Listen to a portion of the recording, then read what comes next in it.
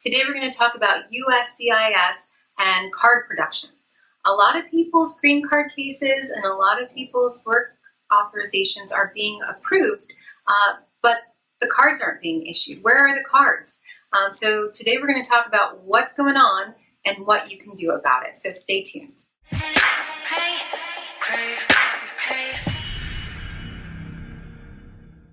Hi everyone, this is Courtney with GrayLaw TV. I hope that you're all staying safe and sane and healthy during these crazy times. So folks, after years, sometimes decades of working hard to get your green card, it finally gets approved and then the card doesn't come. Or you have some status that, incident to status, you can get a work authorization card, like you're an international student, and the card's not coming. And your employer wants to see the card, or you want to travel, and so you need to produce your green card.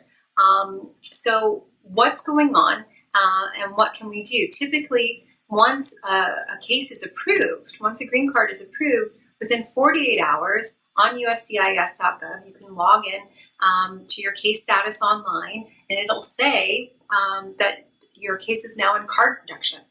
But suddenly, those updates aren't being made anymore, and the cards aren't coming anymore. So what's going on?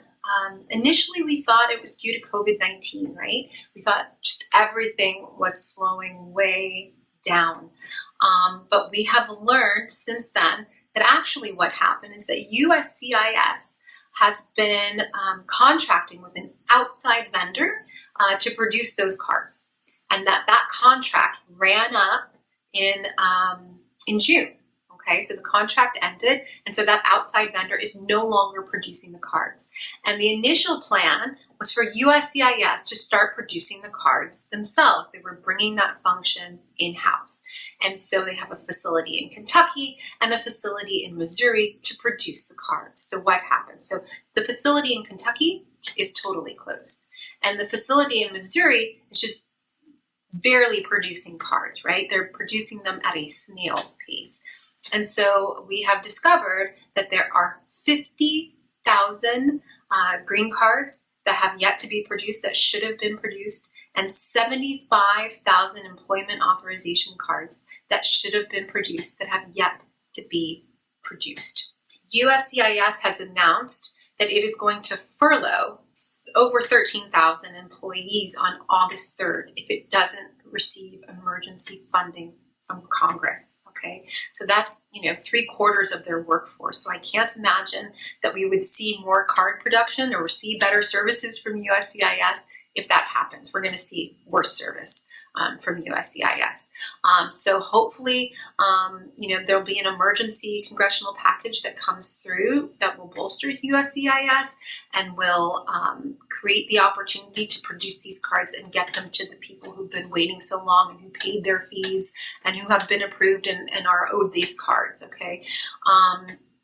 Another thing that's happening is there's a lot of media pressure behind this. The way that this all came out was through a Washington Post article, okay? So there's media pressure, people are talking about it, people are looking into it. Also, lawyers are filing what's called a writ of mandamus, okay, in federal court, just compelling USCIS saying, hey, look, we paid, you approved, issue the card. So they're trying to compel USCIS to issue the card. And if you have a lawyer, you might want to talk to your lawyer about filing a mandamus in your case, trying to get USCIS compelled to issue your card.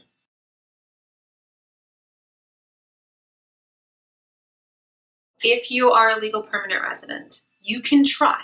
It's going to be difficult because they've only just reopened, and in some places it's really hard to get appointments, but you could try to make an info pass appointment, go down to USCIS and say, hey, look, my case was approved a couple months ago. I'm a legal permanent resident. I need proof that I'm a legal permanent resident. Please issue an I551 stamp in my passport. That stamp shows that you're a legal resident and you can use it to work and you can use it to travel. You can say my employer is requiring it, or I need it to travel, or, I'm supposed to carry proof by law that I'm a legal resident. Otherwise, it's a misdemeanor if I don't have proof. Now, I know a lot of people are worried about that.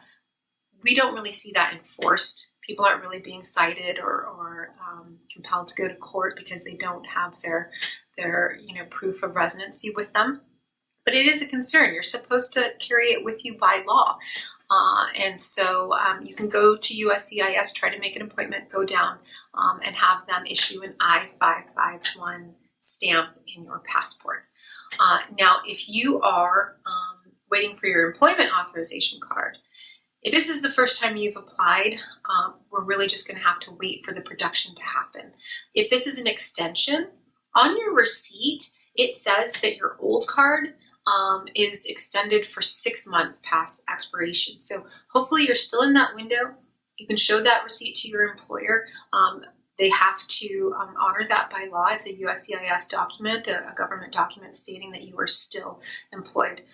If not, hopefully you have an employer that's flexible and you can show them like, hey, I filed, it was approved, they're having card production issues. Here's the article from the Washington Post, something that would make it so that they would allow you to continue working. But I understand that this is causing a lot of heartache for a lot of people because it injures, in many cases, your ability to work and to travel, right? Or to prove your status in any sort of meaningful way, sometimes to get your social security card or your driver's license or whatever the case may be. So hopefully with all the pressure that's being put on and perhaps with the congressional package, we can get USCIS compelled to issue these cards. Either they can issue them themselves or they can arrange to have that vendor that they used to use issue those cards because they are owed to you and they should be issuing these cards. So hang in there. I know that this is a crazy time and there's lots going on. We'll try to keep you informed. So thank you so much for watching GrayLaw TV and don't forget to like and subscribe.